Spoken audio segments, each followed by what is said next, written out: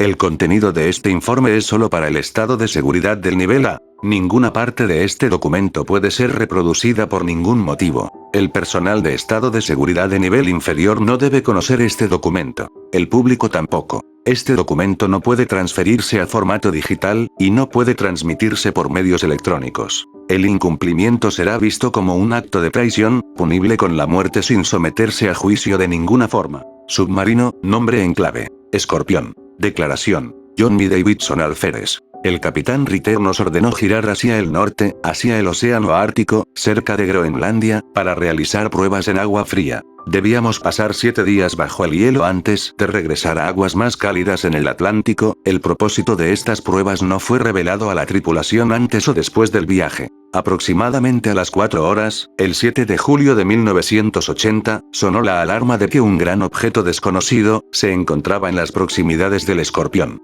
Parecía más grande que cualquier submarino existente actualmente en cualquier parte del mundo. El capitán Ritter nos ordenó correr en silencio mientras observamos la anomalía. Quedó claro que la anomalía se acercaba a nosotros. Aproximadamente a las 6 horas hicimos contacto físico.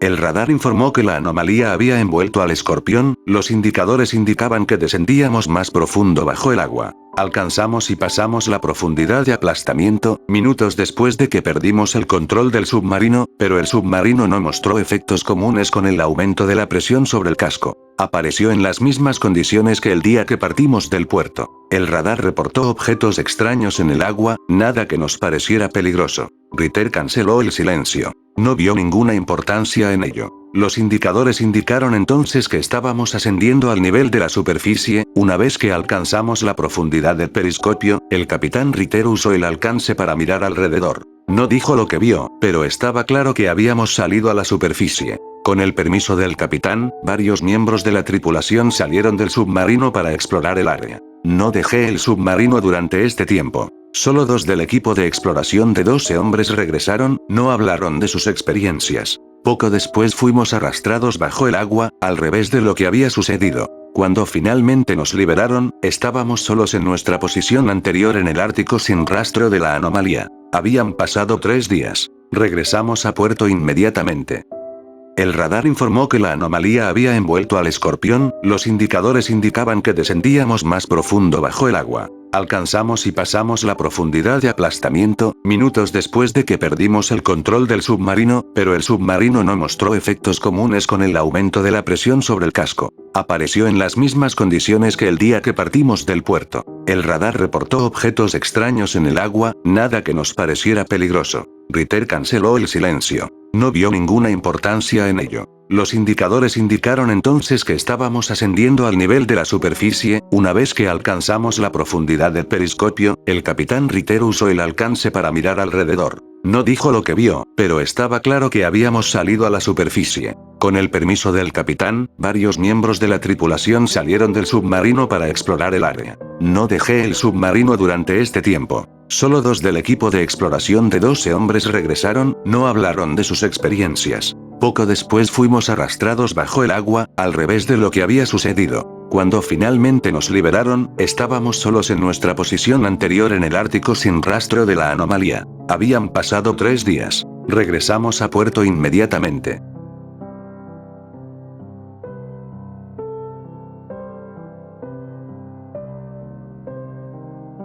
Entramos en el océano Ártico sin ningún problema. Al día siguiente, aproximadamente a las 5 horas, el radar detectó un objeto submarino no identificado en las cercanías. El objeto hizo contacto con el Escorpión aproximadamente a las 6 horas, y arrastró al submarino a gran profundidad. El capitán Ritter ordenó marchar en silencio, pero los acontecimientos impidieron que los hombres cumplieran esa orden. Ritter canceló la orden, antes de que el submarino alcanzara la profundidad de aplastamiento. Cuando comenzamos a ascender, Ingeniería informó que no podían impulsar las hélices. Una vez que alcanzamos la profundidad del periscopio, el capitán Ritter miró a su alrededor. No dijo qué vio exactamente, aunque sí dijo: «Jesucristo, ¿qué es este lugar?».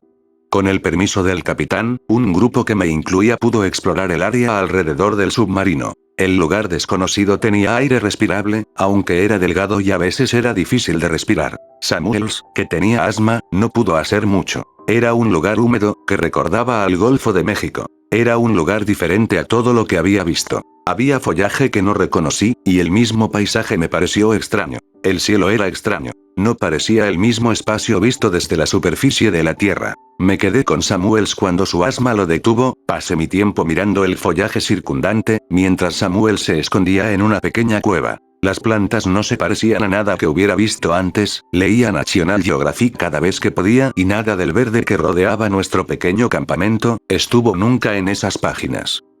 Lo que parecía casi un rosal, tenía la cabeza de una Venus atrapamoscas, que nos observaba como una serpiente cazando a su presa, antes de atacar finalmente. Y las enredaderas que trepaban por la pared de roca detrás de mí, y de alrededor de Samuels, temblaban como si estuvieran nerviosas. Todo me parecía extraño. Después de lo que pareció una eternidad, bajaba de una colina y desde mi posición pude verlo tropezar mientras corría, pero siempre mantuvo los pies debajo de él. No sé lo que experimentaron los demás. Estaba en pánico y me hizo huir. Lo siento, Samuels todavía estaba vivo cuando lo dejé, aunque esas enredaderas se habían acercado a su escondite, como si tuvieran la intención de estrangularlo. Después de que volvimos al Escorpión, el submarino fue arrastrado bajo el agua. Fue mucho más violento que nuestro viaje original, y cuando nos hundimos profundamente pude sentir la presión aumentando, como si realmente hubiéramos caído por debajo de la profundidad de aplastamiento. Una vez liberados pudimos regresar a puerto. Habían pasado 3 días, aunque no puedo imaginar a dónde habían ido.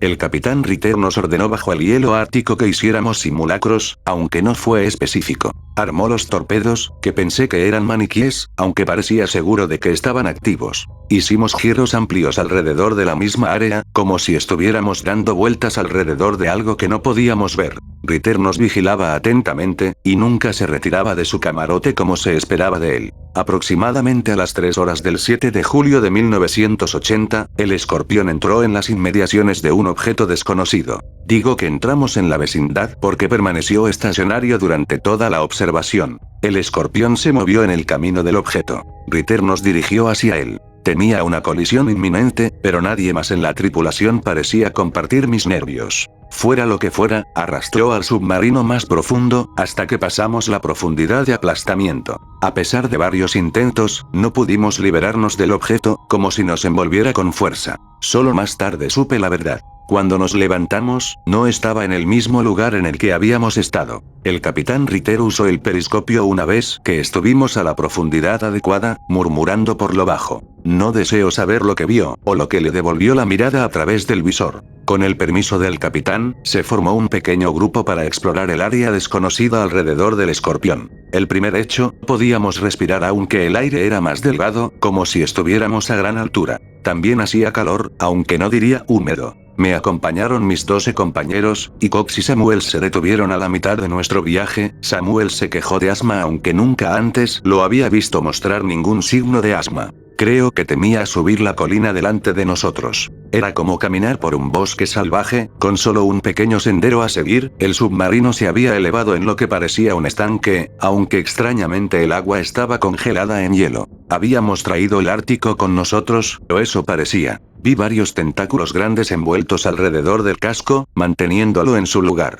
Era como un pulpo sosteniendo un pez, justo antes de consumirlo. En ese momento, no podía ver nada más del objeto que sostenía al submarino. Los 10 seguimos el camino hasta llegar a una ciudad en ruinas, como las que construyeron los mayas y los incas. Parecía abandonado hace mucho tiempo, algunos esqueletos humanoides eran visibles. No quiero decir humanos porque no lo eran, más de 2 metros de altura con cejas pobladas y extremidades largas. Eran la imaginación de un artista retorcido, de lo que éramos debajo de la piel y los músculos. Nos dirigimos hacia una pirámide alta que parecía ser el centro de la ciudad, como el resto de la ciudad parecía abandonada, con esas extrañas enredaderas como aquellas en las que Cox y Samuels habían dejado de cultivarla, reclamándola para la horrible jungla. Tuvimos que subir los escalones hasta un pequeño templo en la cúspide. No fue fácil cuando finalmente llegamos al templo, estábamos cubiertos de sudor, la caminata nos tomó varios minutos. Esperando adentro había un anciano, tenía ojos salvajes y estaba cubierto con más tatuajes que ropa. Habló un idioma que nunca antes había escuchado y señaló un balcón. Estaba realizando una extraña danza alrededor de un pozo de fuego, asando a un ser humanoide. Estaba demasiado disgustado para permanecer en la presencia del hombre, así que de buena gana seguí a mis camaradas hasta el balcón. Desde allí podíamos ver el submarino en la piscina, a lo lejos más de 10 millas que no recuerdo haber caminado. Me di cuenta de que el escorpión parecía libre, aunque la tierra al este del estanque estaba destruida, como si algo grande hubiera pasado por allí. El hombre comenzó a decir una palabra repetidamente en voz alta y clara, para que pudiéramos entender. Nunca imaginé que estaba invocando algo. Leviatán. Leviatán. Leviatán. Un horror indescriptible se envolvió alrededor de la pirámide, abriendo sus fauces cerca del balcón. Esos mismos tentáculos de pulpo se apoderaron de la estructura de piedra, mientras el hombre salvaje echaba arena sobre el pozo en llamas. Con una extraña sensación de éxtasis, arrojó el cadáver ante la criatura. Su lengua rodó desde el abismo abierto como una anaconda, tomando la ofrenda, aunque era pequeña en comparación con su circunferencia. No creo que esté satisfecho porque la lengua arremetió contra Warden, arrastrándolo hacia el borde del balcón. Antes de que pudiéramos reaccionar, lo atrajo y se lo tragó por completo. Mientras el hombre seguía diciendo Leviatán, la abominación se estaba comiendo a los marineros uno por uno. Mordió a Nero y Connor con un gran pico de halcón, y los arrojó al aire antes de atraparlos en su descenso. Intentó el mismo truco con Saluki pero falló. El cuerpo del hombre condenado se estrelló contra la superficie de piedra cubierta de enredadera del templo, y explotó. No puedo describirlo de otra manera. No teníamos armas, así que nuestra única oportunidad era escapar. Iax fue agarrado por uno de los tentáculos de la cosa, sus ventosas en forma de gancho lo empalaron, y dejaron caer el cadáver en la boca expectante de la criatura. Cuando salimos corriendo del templo, dirigió su atención al anciano. El hombre enloquecido gritó alegremente cuando la larga lengua de la criatura tiró de él. No iba a quedarme más tiempo para ver qué más haría. Dejó escapar un rugido de ira una vez que pasamos de su alcance inmediato. Aunque me imagino que todavía podría habernos atrapado con uno de sus tentáculos más grandes. Por alguna razón no lo hizo, tal vez ya no tenía hambre. En el fondo del templo esperaban más humanoides. Monos incivilizados empuñando lanzas de madera. Nos atacaron, mutilando a varios de los hombres. Cuando los marineros cayeron sobre sus heridas, que de ninguna manera eran fatales, los humanoides descendieron sobre ellos y los golpearon con garrotes hechos de piedra. Cuando la hierba se volvió del color de la sangre, comenzaron a gritar, Leviatán, lo que hizo que el horror indescriptible se volteara hacia ellos. Se tragó los sacrificios, así como algunos de los humanoides. Pero escupió sus huesos, dejando inconscientes a un par de guerreros. La criatura, que tomé por Leviatán, tenía una cabeza grande que en su mayor parte era una boca con ojos. Tenía un cuerpo parecido a una serpiente y la parte inferior estaba dividida, en más de una docena de tentáculos más largos que el escorpión. 4 de nosotros sobrevivimos al ataque inicial de los monos, pero 3 fueron derribados por los brutales ataques incivilizados, antes de que hubiéramos llegado al relativo aislamiento del bosque. No podía ver a la criatura, aunque en mis pesadillas creo que nos perseguía. Cuando llegué a Cox lo llevé de vuelta al escorpión. Samuels apareció vivo pero se descompuso como un esqueleto. Unas cuantas enredaderas se habían apoderado de él, y le estaban quitando la vida al hombre. Nunca miré hacia atrás para ver si nos perseguían, aunque escuché el sonido de algo grande rompiendo entre los árboles. Me sorprendió ver que el monstruo ya se deslizaba hacia el estanque y agarraba al escorpión, había terminado su comida y estaba devolviendo el cilindro frío al Ártico. Cuando llegamos al submarino, fue empujado hacia atrás bajo el agua violentamente, y devuelto al mar Ártico. Después de que controlamos el escorpión, Ritter nos hizo regresar al puerto. Habían pasado 3 días durante el incidente.